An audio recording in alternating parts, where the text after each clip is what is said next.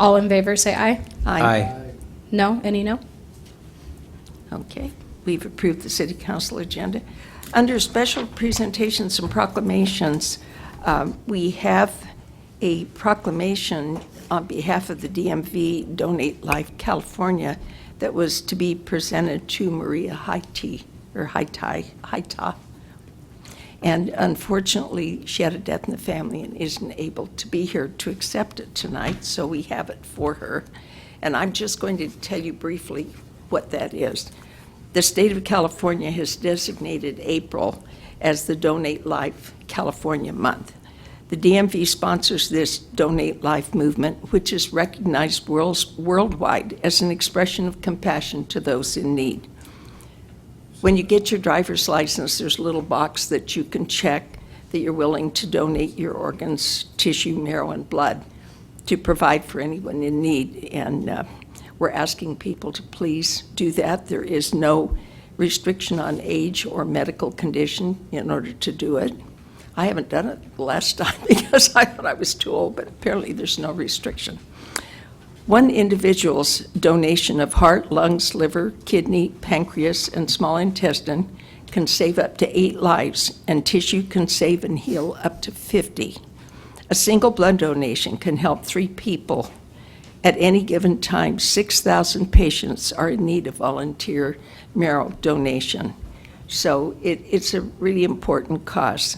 And I was going to read the last paragraph after all the whereases, but since she's not here, I won't do that. I just wanted you all to be aware that it is that month. May I interrupt for just one moment? Yes. See what I'm wearing? I've been involved with this program for many, many years, and I'm down to my last 4 pins, so I brought them for the city council. I don't mean to make anybody mad, but that's all I have left. So hopefully you'll wear this on occasion. And if you, I have one from last time when they were here. I have Here. mine oh, still. okay, well, Randy. Yeah, give one They to were here last time. pass them around. That's all I have to say, but thank you. Thank you. Thank you for your efforts. It's a good thing to do. Okay, we have Jim Randall representing the chamber. Did you have anything to say?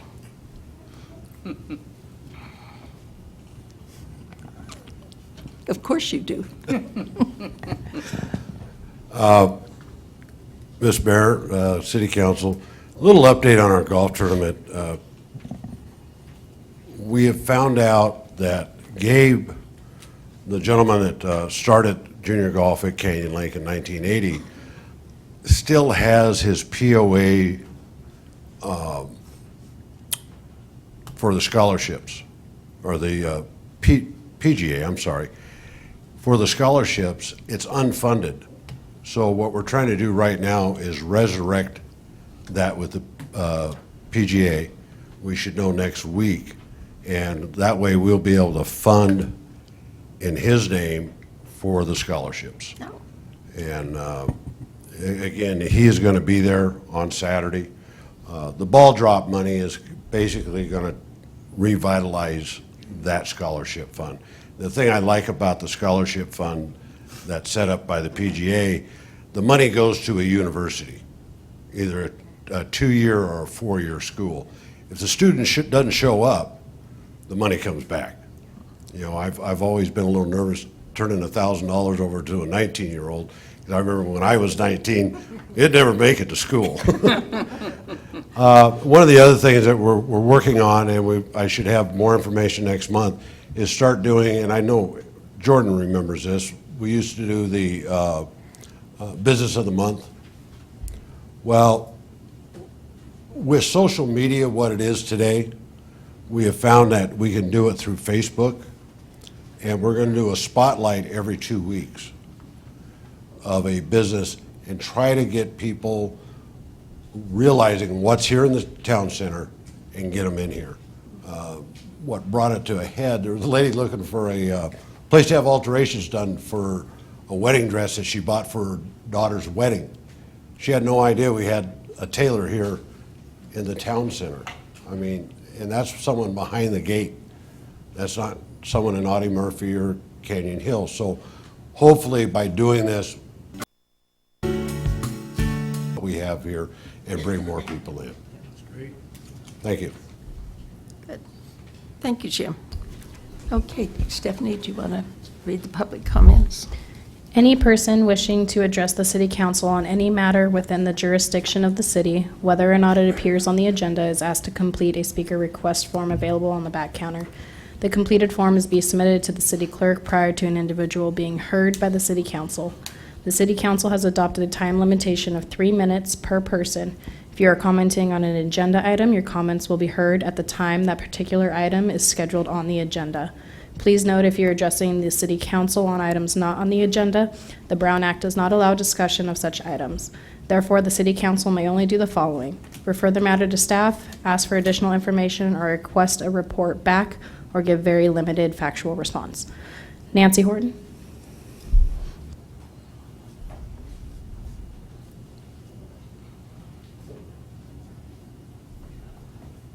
Nancy Horton, EVMWD. This morning from 9 to 12:45, I witnessed a webinar on HABs, harmful algae blooms, such as we experienced last year in Canyon Lake. I wanted to find out as much as I could about them, and this opportunity presented itself, and it was excellent. Not all about California, mostly about the whole country. The California EPA does not yet currently have levels of what is safe and what is not safe in terms of harmful algae blooms. But the state of Oregon has a lot of information, and some of that was shared today.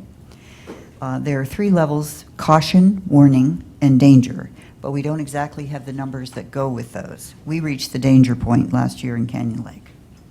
For cylindrospermopsin and anatoxin A, there are some levels, but they're not really well documented with good evidence from scientific research. They have mouse studies that only involve a few mice for 1 day, 2 weeks, not a lot. But anatoxin A is the worst. It's the dog killer, and the state of California has had many situations where dogs have died, and liver specimens have shown what the death was from. We've had no deaths of people from swimming, ingesting, but we have had deaths from people ingesting or eating shellfish that was from a contaminated area. There are lots of websites with a lot of good information. The California EPA was supposed to have reports as of November of 2016. They haven't really accomplished that yet, but they say a full report is going to be issued by the end of 2017. We're hoping this year that we don't see high levels of these toxins. If the lake level is high, usually that means that you don't get as much of the biomass as we had last year. But EVMWD is processing water for drinking, and we usually lose 4 to 5 feet in elevation due to simple evaporation. So we could go pretty low this year. I think it behooves the city as well as the POA to do some of the same research that I did. I will send off information if anybody's interested. The more we know, the better. But the best part that I got out of this whole presentation was that there are signs available for caution, warning, and danger. So if we put up a sign that we said we knew there was the presence of this toxin in the lake, and they're always present, we could then put out those signs and people would know what level of danger existed. Then there are the caution ones, which shows that the levels are elevated. And finally, danger means that there's the presence of these toxins that are harmful to the lives of people. Basically, a good rule of thumb is to say to people, please don't swim where there's a lot of algae bloom, and don't let your dogs into waters where there's algae. So I will continue this effort on my part for Canyon Lake, and I will share with anybody who's interested. Thank you. Yes. Where are those signs obtained? I have a website that I just received this morning, and I think it would be an extremely good investment for the city, because the city is the one that has the signs and puts them out. A sign that just says danger Pelagroso, the usual yellow signs, don't inform people why the lake is being closed or the caution is being given. So I think these signs actually tell people what level of danger they're at, even though we don't have precise numbers. But better to err on the side of caution than to let people go in and become ill. Children, certainly young children, it's very dangerous for them to be in situations where there are biomasses of these toxins. Nancy, have you yeah. spoken with Eric, the general manager of the POA? No, because I just took this morning, Okay. and I didn't They speak at the have- POA meeting. They do have signs, and it would probably behoove you to talk with him, find out what specific signs he has. I know they were posting signs last year, which unfortunately some people chose to ignore. Right. But I would get with them because technically, since the lake is within the gates and leased by the POA, I don't believe the city has jurisdiction over it. Yes, the city is the lead agency for, it's the lead agency for the MPDES, it's the lead agency for the TMDL. The POA is a non-government agency. It cannot be part of the TMDL. It doesn't have a place at the table. I believe the TMDL is looking into monitoring the toxins. I've asked them to. I've asked them to pay for it for both lakes, and there's a proposal that they're working on right now as to where they're going to test, et cetera. But the city is the lead agency. It is not the POA. Oh, okay, that's news to me, thank you. Yeah. However, I still think the POA would be the facilitator. They would certainly be the best ones to, the Marine Patrol, and they have staff that could very easily post signs very quickly. Well, there's a protocol, and the protocol is that it's usually Ivan from the city. He posts the signs. Once the danger has been identified, it's the city that posts the signs. Yeah. Again, because the POA is a non-governmental organization. It cannot do things that governments can do. They can walk to people's docks. They can put signs on docks, as they did 2 years ago when we had that chocolate algae that turned out to be a phase of blue-green. They did that. They put pink notices on everybody's dock, and they put notices at the gate, but they can't be the agency for official information. Okay, thank you. So if you have that website, could we have it? And Sure. I'm sure that Mike will probably get a grant to get those signs. I believe within a week, the whole webinar is going to be posted on their website. So if anybody from the city is Got that. interested, it would be a good thing for somebody to do. Thank Okay. you. Okay. Mike is going to look into that. Thank you, Mike. He's the grant king. He can get grants for just about anything, if anybody has a problem. Okay, thank you, Nancy, for the information. And at this point, we have our consent calendar. Could I have a motion for approval, please? I make a motion to approve the consent. Second? Call for the vote. Councilmember Bonner? Yes. Councilmember Aaronkrantz? Yes. Councilmember Green? Yes. Mayor Pro Tem Warren? Yes. Mayor Haggerty? Yes. Motion approved 5-0. Thank you. Okay. And now we have a schedule of future events, and these are always located on the city website and in the Friday flyers, so I won't bother to go through those at this time. We do have the Chamber Golf. What's the date again on that? Saturday, May 20th. Saturday, May 20th at the Canyon Lake Country Club. And please, anybody watching, support that. It's a worthy cause. And I think that's the most current thing coming up. Okay. Authorization for the City of Canyon Lake Fire Station repair. Mike, are you going to give a presentation on that?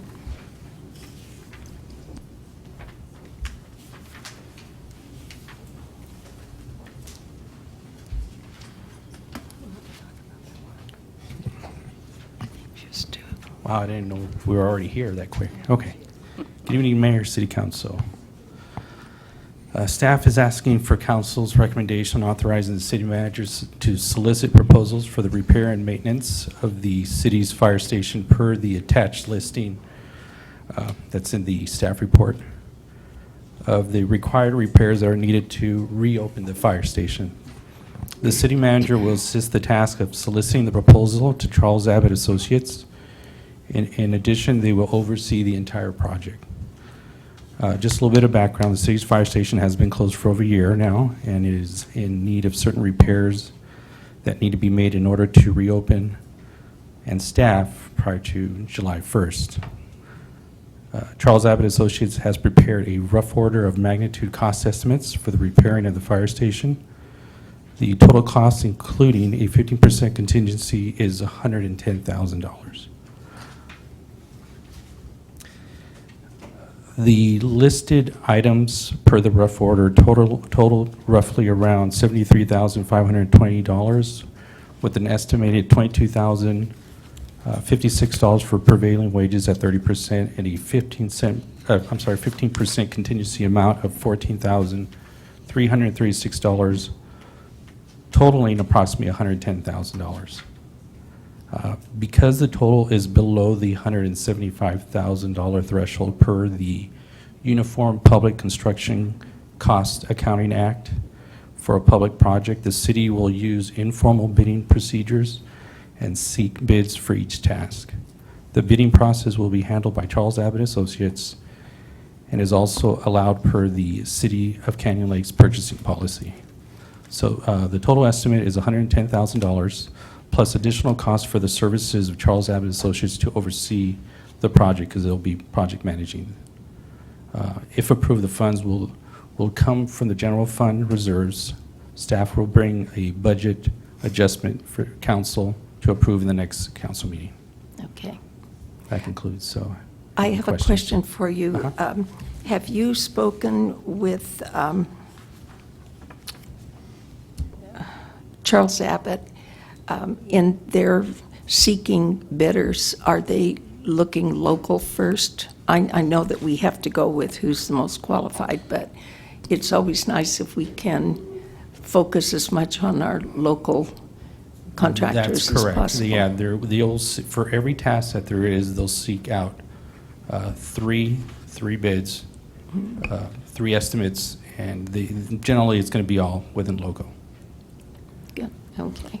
Since this is not an all-in-one encompassing bid, and so, because obviously that would take longer than, obviously, we don't have a contract with the county. We're anticipating hopefully staffing July and we getting these repairs done. The fastest way to do that is to basically piecemeal it, go through. That way we can have kind of multiple contractors working on the facility at one time. And it's all within my authority and within the purchasing policy. So we'll be able to get the 3 informal bids. They'll come in from phone or email, and we'll evaluate those. Obviously, we'll use the most responsive. And then that will allow us to hit the target, so the building would be ready for staffing in July.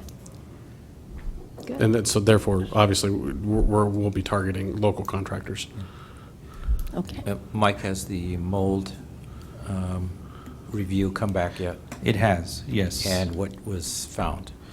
There's a lot of detail to it that, I don't know offhand, but there will be some rework that's going to have to be done in order to make all the corrections. We don't have an estimate just yet on what the cost would be.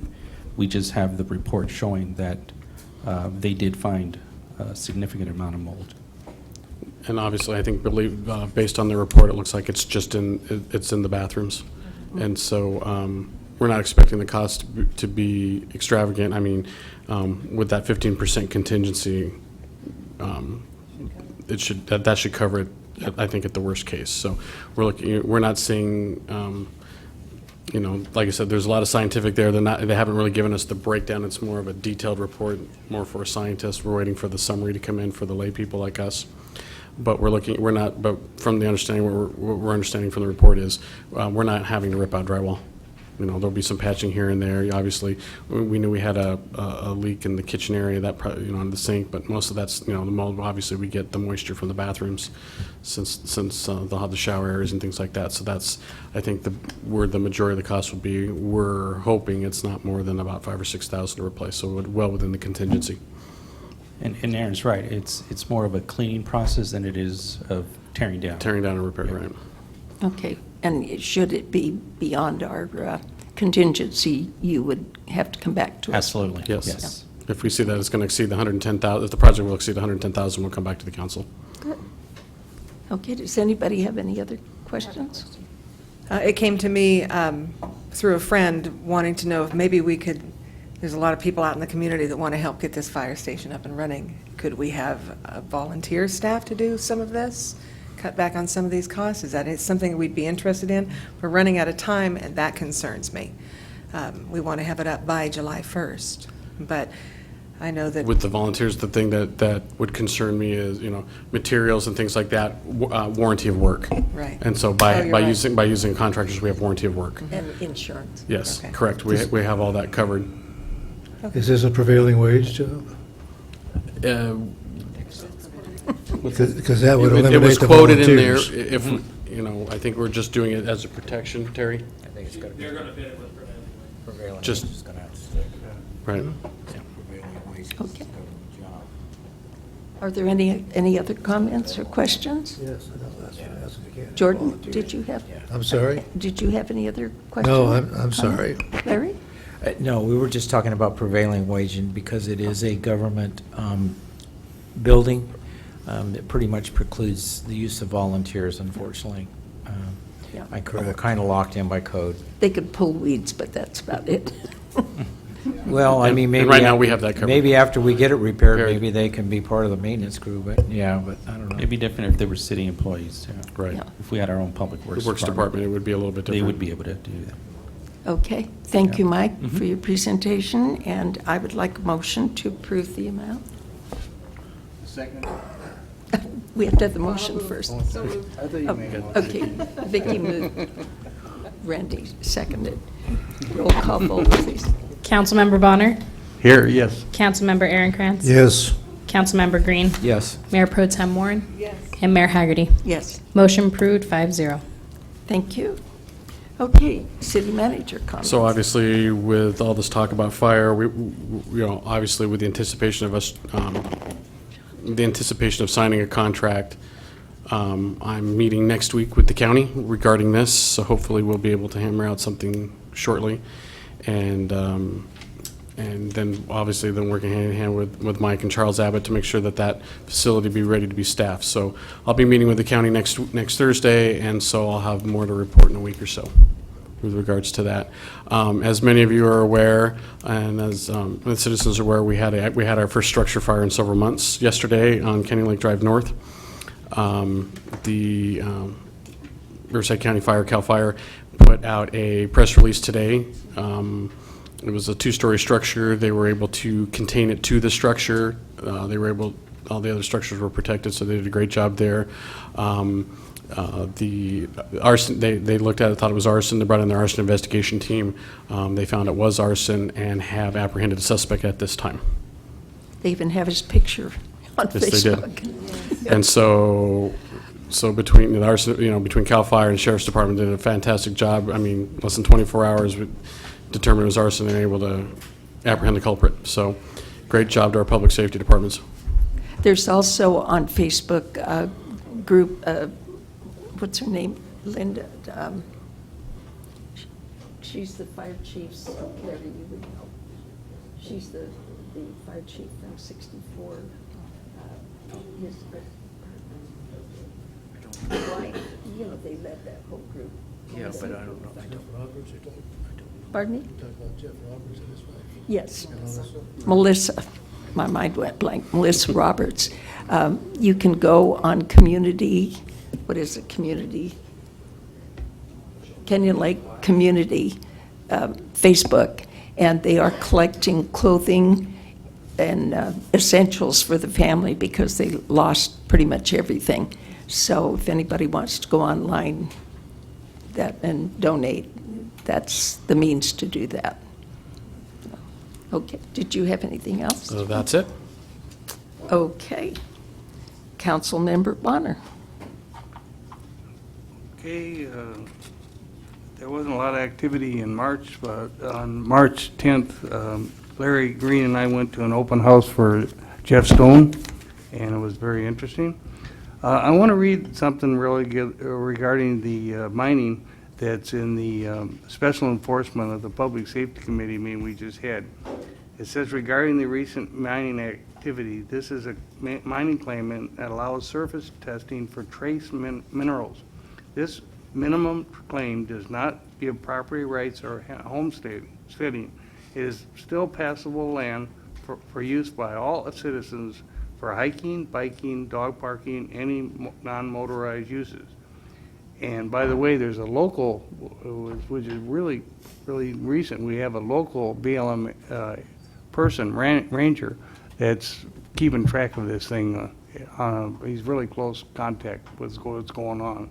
So I think we got really good activity to make sure that this thing doesn't get carried away and get beyond what we thought the original thoughts were. Okay, at the public safety meeting, actually there was no rattlesnake or snakes at all, but this is the time of year, and there was an article in the Friday Flyer, so we just need to pay attention and for rattlesnakes. You might have heard about the 5 felonies that were in Temecula and Marietta, and one of them lived in Canyon Lake. And they've all been captured, and this has all been put behind us. But having that person, that's how they were able to get in Canyon Lake, because they were able to call in. And that was really not good. The next roundtable, this is a roundtable we have is, for the trying to make some making businesses to be able to use our facilities and hopefully encourage citizens from the Menifee and Lake Elsner and Canyon Lake to use our town center. And the next meeting is the 11th, Tuesday the 11th. And I just want to announce that we had the last public safety meeting was at 6 p.m. This is the 3rd time since the 4 years I was with the council before, we tried to do it in the evening. And we only have 1 or 2 people that show up. And in the meantime, we're paying staff overtime and what have you. And it's really for a couple people showing up, and we didn't get any pushback at all. So we're going to go back to 2 things. We're going to go back to Tuesday versus Wednesday. And so the Finance Committee starts at 8, it's over by 9:30, and then the Public Safety starts at 9:30. And usually it lasts about an hour, maybe an hour and a half. So, so any citizens that want to come to both of those committees, they can do it in the same day. That's why we're going to move it back to Tuesday.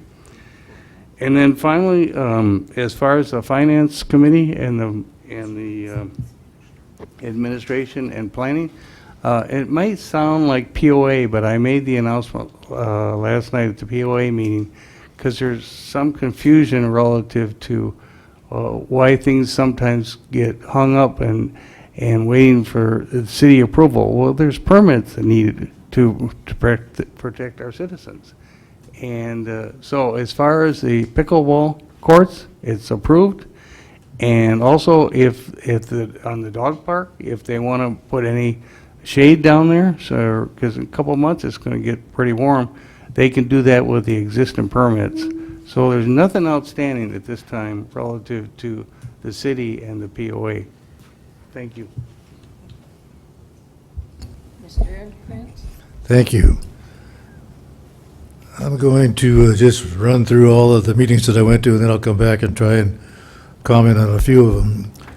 Of course, earlier this month I attended SCAG, and the topic then just got started was regarding homeless and the transportation and how we're going to move some of the homeless people around. There were so many ideas that they had to stop the meeting. It's to be continued tomorrow, so I'll hopefully have a report on that tomorrow or after tomorrow. I attended WRCOG twice, actually 3 times this past month, twice for the general meetings and once for the Southwest Zone meeting, which is part of WRCOG. I also attended Vector, Student of the Month. Again, thank you, Dawn, for allowing me to do that. And getting back to WRCOG, I spend most of my time with the HERO program. As of the March meeting, we had this is Canyon Lake only, the total, we now have 368 cities and 67,000 projects going, or actually that are completed at this time through the HERO program. So it's still going strong. Here in Canyon Lake, there were 672 applications, and there were 525 of them approved. That was in March. In April, there were 685 submitted, 535 approved, so that was only 10 more than the previous month. The Southwest Zone meeting that I attended was in regards to the Nexus study on the TUMP fees, which are going to be approved next month, I believe. And we can thank the TUMP fees, of course, for Railroad Canyon Road, and just recently the 215 Newport Road had a ribbon-cutting ceremony. Thank you to the TUMP fees. Also, TUMP fees are going up again in July, which is the cost of construction. Single-family home, I'm not sure what I announced a couple of months ago, but I think it was $8,873. It's going to go up to $9,985. That's a 13% increase for the TUMP fees. But it's a necessary, well, we all know what fees are. One other thing, I guess I can talk about now because I think it was in the paper today in regards to the city of Beaumont. You know, we've had an ongoing lawsuit for about the last 14 years with Beaumont, who didn't pay their TUMP fees. They were keeping the money for themselves and supposedly doing things for the city with their fees. WRCOG has sued them. As of this past Monday, it was reported that we have reached a settlement. It was something that was close to $50 million that they were in arrears on the TUMP fees. Yeah, a lot of money. But we've settled for quite a bit less, but with the idea that they are going to do some of the interchanges, do some of the roads at their expense. It isn't coming out of the TUMP fees. And I forget what else exactly. I'm sorry. I didn't take the notes because I thought we were perhaps not supposed to speak about it, but I saw it in the paper this morning. So we're going to have Beaumont back in WRCOG. They're going to have a seat at the board as long as they behave themselves, supposedly. And I don't think you want to hear my vector report because I can't pronounce some of the words but I have the report here that, as I say every month, you're welcome to take a look at it. And that really concludes my report. Thank you. Okay, Larry Green. Thank you, Ms. Mayor. Unfortunately, Randy was first, and he's on the same committee as I am. And not only did he go to Jeff Stone's, Senator Stone's gathering, both of us did, and he reported on the permits, and he reported on a whole lot of stuff about the dog park. So that pretty much leaves me with just one announcement for those who are out there coming up tomorrow. Tomorrow, we're very fortunate. We've worked very hard in the Canyon Lake Emergency Preparedness Committee and group. We have the top director coming from the Emergency Management Division, as well as her number 2, 3, and the 4th person in charge of all volunteer operations coming to speak before our group tomorrow at 6:30. It's probably the first time that we've had such a high ranking of folks coming. Usually it's our area rep. We're very fortunate, and so since Randy gave all the rest of the reports, there's no need for me to talk about finances and that, so you all have a good evening. Is that meeting here? The meeting will be here at 6:30 here in the council chambers. All right. Mayor Pro Tem Lauren. Okay. I just have a few things as to the watering issues. There are new signs going up at our launches. I know you've probably all seen those rusty, nasty signs. Those are coming down. New signs are coming up. Those have been approved. There will be additional monitoring. They're discussing how often and where they want to do it in Canyon Lake, but they will be checking for all the levels of toxins. I have started on the committee of the Regional Conservation Authority, and it's a fascinating committee. It is, it really monitors the species and our habitats around us so that we can get some building done through cooperation. It's quite a good agency.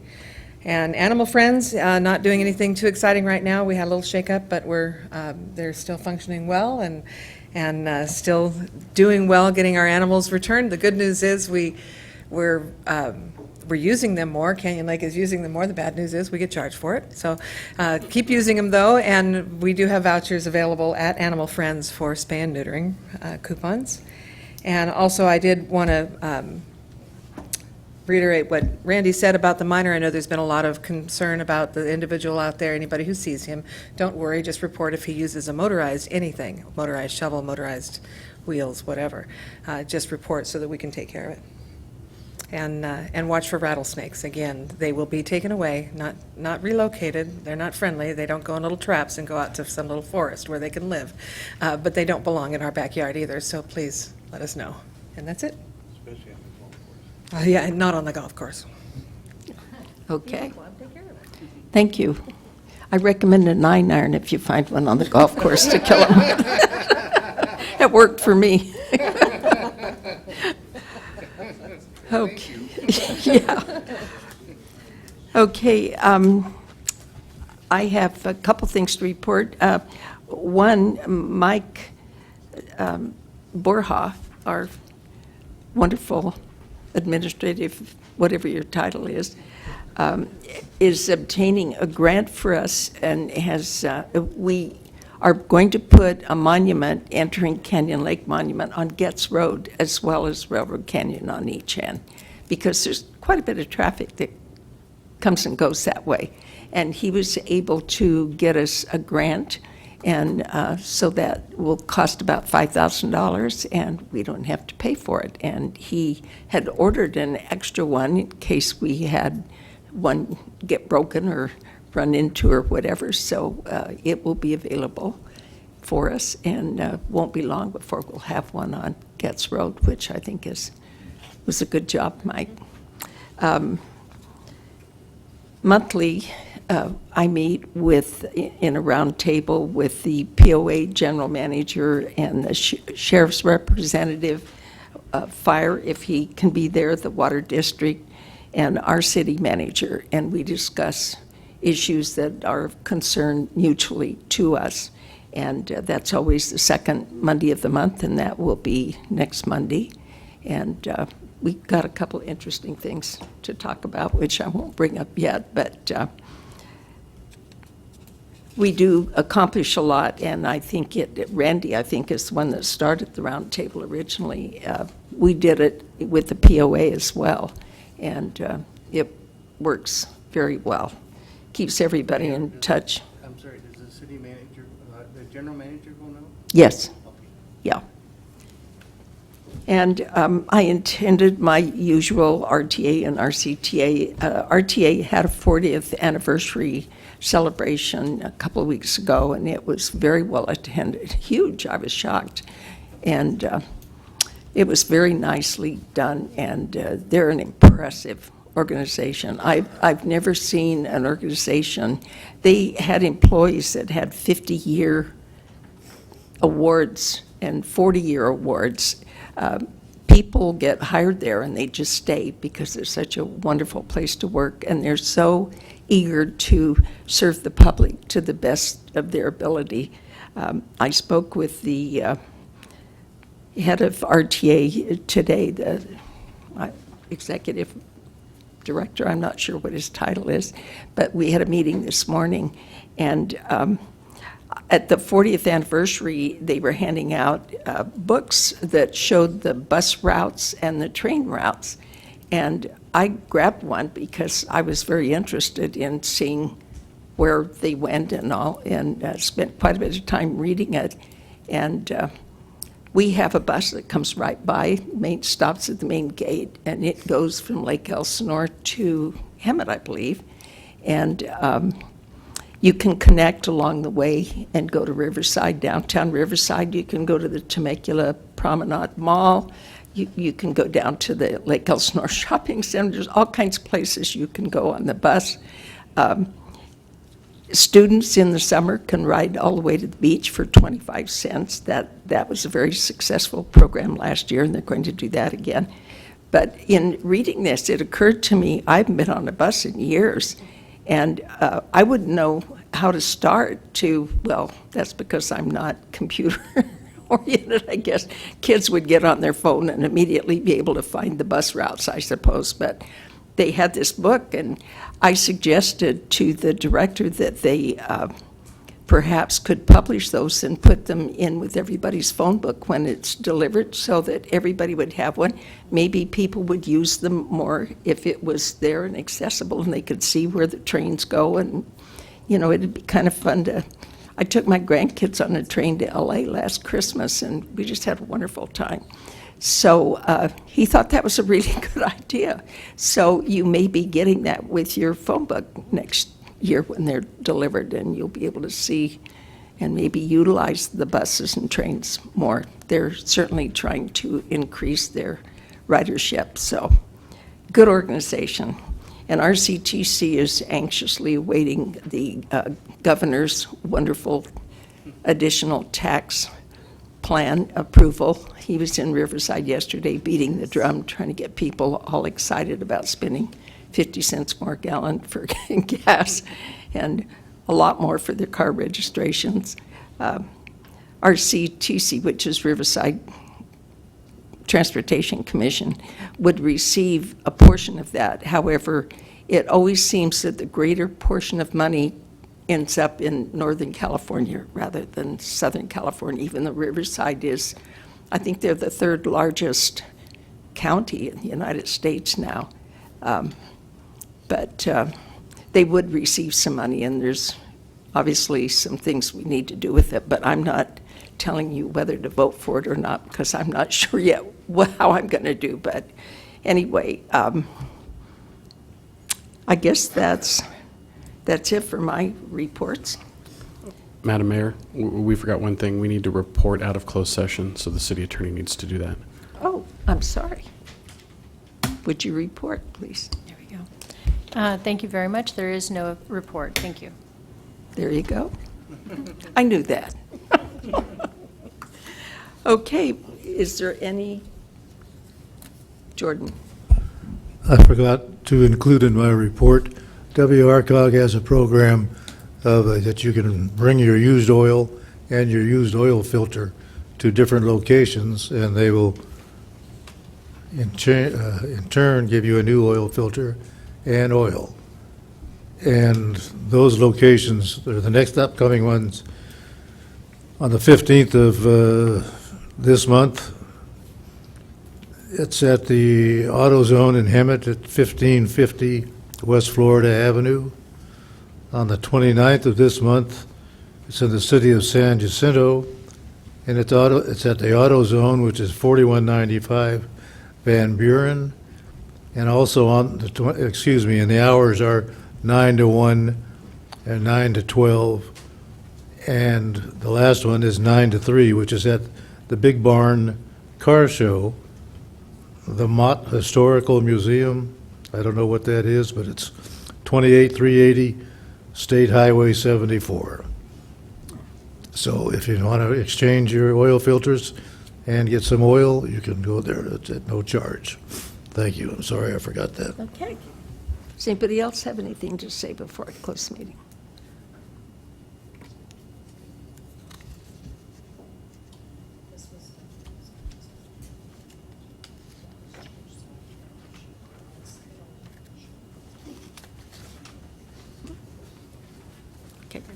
Okay, I think we're done. The meeting is closed at 7:25. You beat my time. How about that?